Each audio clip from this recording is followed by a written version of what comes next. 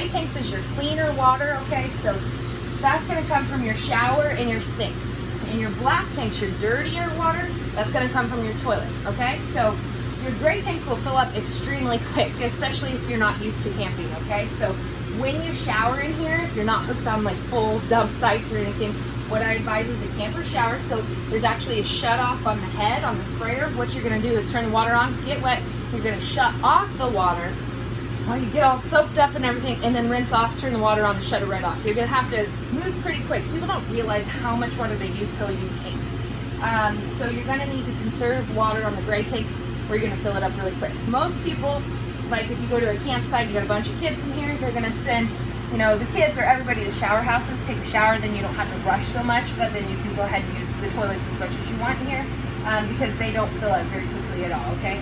Biggest thing on the toilet, I will tell you, is as you camp, before you go and camp on your black tank, you just barely hold this down a little bit, and you'll fill up that toilet bowl full of water once, and then you hold it down again, and then flush it, hold it down again, and then there's some additives you can put in there, use it to clean or whatever, and then flush it. So at the bottom of every black tank, you're gonna have 2 toilet bowl fulls of water so it doesn't ever dry up. So problem with your black tank is not having enough water. Problems with your gray tank's having too much. So just kind of keep that in mind when you're camping. Use plenty of water when you flush. I think we're ready to move outside. Can you, Gavin? Yep. Let's head outside. So one cool thing about the Passports is they have a load equalization axle. So what that means is that axle is spread apart a little bit more. That's just going to help for it to trek down the road. The Passports are designed to tow, so they have a lot of features that are made just for towing. They're a nice ultralight camper.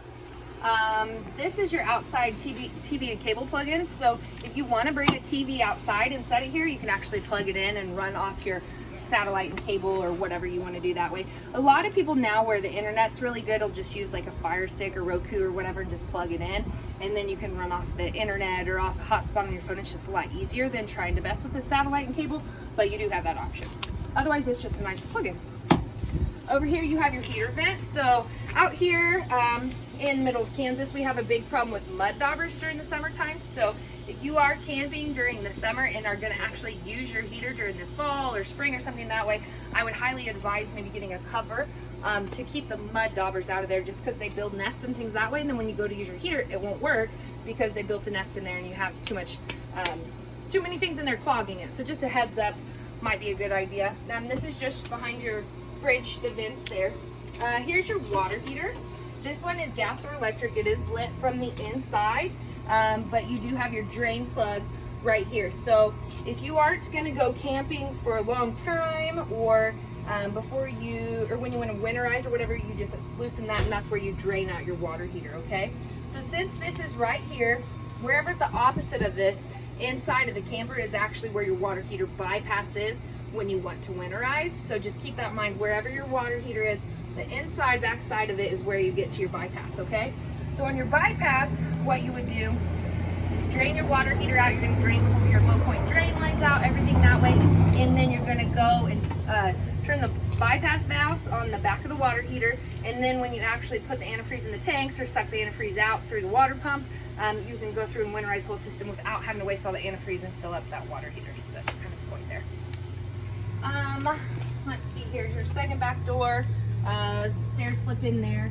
Pretty self-explanatory. This just magnets up here. So there's your pass-through storage. You can see on the Passport up underneath here, it's an aluminum construction. So you can see kind of how it's built. That's why it's an ultralight. So it's really nice. It's got the same floors inside. And then over here's your power jacks, or stabilizer jacks, okay? So you have a set for the front and a set for the back. You will level with your wheels and tires left to right still.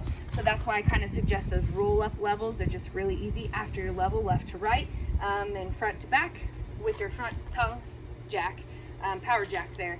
Then you're going to put your stabilizers down. I tell people to try to keep them up about as high as they can, because that's just going to make it more solid, and especially if you have the wind and stuff out here, you're going to have less pressure on them, and they're going to last longer, and it's just going to keep the camper from moving so much. So block those up, or they make really nice plastic blocks now, so you don't have to carry around the big wood ones.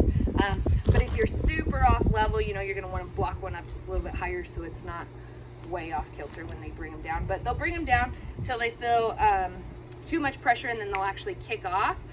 You know, that's far enough when you went that way, but it's more of a safety for the motor, so just walk away for 5 minutes. It'll work again if you want to bring them up at that point. So we'll go around the front. Here's your propane here. Just comes off right here. So you have a directional in the front. You can pick which tank you want it to go off at first. So like if you want it to go off the left one first, you'd point it there. If you want it to go off the right one there, you'd point it there. That really isn't quite as important. The biggest thing is just to make sure they're open if you're going to use them. When you open these, you want to make sure and open them slowly. So I just open them one at a time and I open them slowly. I like to leave only one open and the other closed, because when you run out of one tank, then you know you have another tank you can use, but you better go fill up the other one. So if both of them are open, it's going to drain both of them, and then you might be stuck without propane. So just kind of the way to do it there. But just like I said, make sure, open it really slowly, point it on the side you want to open. When it runs out, you know, you need to switch it, take this one off, and go get it filled, okay? So I'm going to go ahead and shut that. On your battery, on the Passports, I don't believe they have a battery shut off, okay? So when you get home, you're going to want to plug in your battery, plug in your camper to an extension cord. So we have a 110 adapter that you'll put on your cord that you can use a heavy duty extension cord to actually plug this in at your house and keep your battery charged, okay? So that'll keep it from draining. Or if it's gonna sit for a long time or you can't keep it plugged in, I would just take off that cover and unhook one side of your battery so it doesn't drain it. On your 110 adapter, when you do have it plugged in, when it's this hot, I would turn on the AC and try to cool it down while I'm moving stuff in and out, but don't try to run everything all the time on just that 110. Make sure if you are trying to cool your fridge down, you do need to have your AC on. So if you're doing that, run your AC on, keep it from being so hot inside of there, and then turn your fridge on and get it cooled a couple days before you leave, because it will take about 24 hours to get your fridge cooled down to where it needs to be anyway. So just a couple things to do before you leave. If you leave when your camper's cool too, it's gonna get there a lot cooler, so just some ideas that way. On this, we just pop this right over the top. These will go back and you can actually reach everything from the top if you want to. On your power jack, simple light on off right there, retract, extend right there. So pretty self-explanatory. I would always put a block underneath this front too.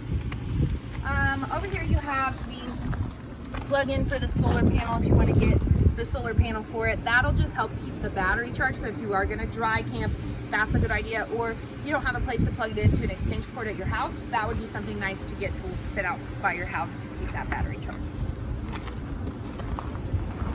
Here's the other side of your pass-through. So here you can see your cord is there, so that'll plug into your outside thing, and an override for your jacks is down there too in case you have any problems. Right here's your freshwater connection and city water connection. So freshwater connection is actually if you're going to fill your freshwater tank, okay? So if you're going to fill your freshwater tank, you right here, fill in, put your freshwater connection right there. So the only time you're going to use your water pump on the inside or turn your water pump on the inside is if you're pumping out of your freshwater tank, okay? If you're hooked up to city water, that's going to be from the hydrant, okay? So you're going to have the hydrant pressure. So if you're hooked up from city water, you hook the hose in right here, you have the hydrant pressure, you're never going to need to turn on that water pump on the inside.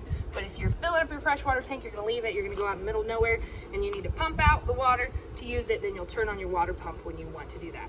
You can leave your water pump on, it will pressurize up. I'm kind of paranoid, I like to only turn it on when I need it, shut it off when I don't, sort of thing, so it's kind of up to you.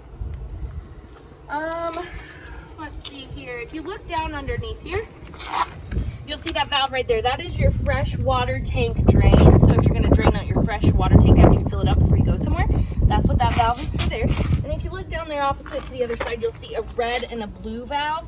Those are for your low point drain lines. So to drain your drain lines like your hot and cold before you're going to winterize, or if you're not going to use it for a while so it doesn't stink, you'll turn that valve so that will drain out there. Over here you see this fancy little label. That little label's kind of like a cheat sheet that tells you underneath there is a gray tank handle, okay? So this is the valve that drains your gray tank. So you pull that to drain it. This is just your one gray tank drain. So this is just for your kitchen sink, okay? So if you want to drain out your kitchen sink, you'll put the finger on there and pull the handle and drain out your kitchen sink, okay? So back here is where you actually have your bathroom tank drains, okay? So gray tank, black tank. So here's your second gray tank. So this is just for the bathroom, shower and sink there. So you look down here, gray, black. So most people will pull their black handle first after you have that hooked up to drain it, and then they'll pull the gray handle afterwards, after the black one is empty, to wash that out and kind of keep from the icky stuff sticking in the pipe right there, okay? Stuff might shake loose as you go down the road after you have it closed up, so you might get a little surprised next time. Don't be surprised. That's why they make rubber gloves. This right here is a black tank flush, okay? So it says caution because it means caution. Do not try to hook your water hose up into this or you're gonna have some problems. And all my service guys here say they're not gonna help you. So they don't want involved with that mess. But anyway, it says caution because if you put your hose up to this, it's actually gonna run water into your black tank and actually help clean that out, okay? So if you do this, you wanna make sure and pull that black tank handle so that'll flush out the icky stuff out of your black tank. So a lot of people do it every couple times or every time they leave. It kind of just depends on what you're doing, how picky you are, everything that way. But it's not a bad idea to use every once in a while. Another thing too, on the floats on the inside, if they start reading full or half full and you know they're completely empty, it's not surprising that they start sticking a little bit, okay? So a lot of people, before they leave a campsite, they'll even put in like a whole bag of ice into the toilet and flush it. And then as you go down the road, if it's hot out, it's gonna melt and help clean that too. And then when you get to the next place, then pull the drain and then flush it out again, okay? Back here's where your plug-in cord's gonna go. This is mine right now, but yours underneath will hook right into here. So you can also get this fancy little adapter to hook your extension cord from here to here, or you can just put the end on your cord and run it to your to your extension cord at your house. Sorry, plug in at your house. A lot of people will store their sewer hose in the bumper here, so those covers just come off and you can store it right there. Here's your spare tire. That's where your 60-day tag goes. Here's the pass-through from the back, so you can kind of see how that operates and all that space you have in there. A lot of USB plugins for the kids. In here is where your plug-in is for your satellite or cable. You are prepped for a backup camera. So if you are going down the road, if you guys are going to travel a lot, that might be something good to add because you can actually watch it while you're going down the road. So if you know if somebody's behind you or if you can pass them or whatever's going that way, if you've cleared them. And then another cool thing on passports, even though it's an ultralight, they just came out with this year a walkable roof. So that's really nice. It's made really well, even though it's an ultralight. So I think that's a quick run through of your camper and everything about it. If you guys have questions, let me know. Each camper is a little bit different, but they all kind of have the same concept. So thanks for watching. Have fun.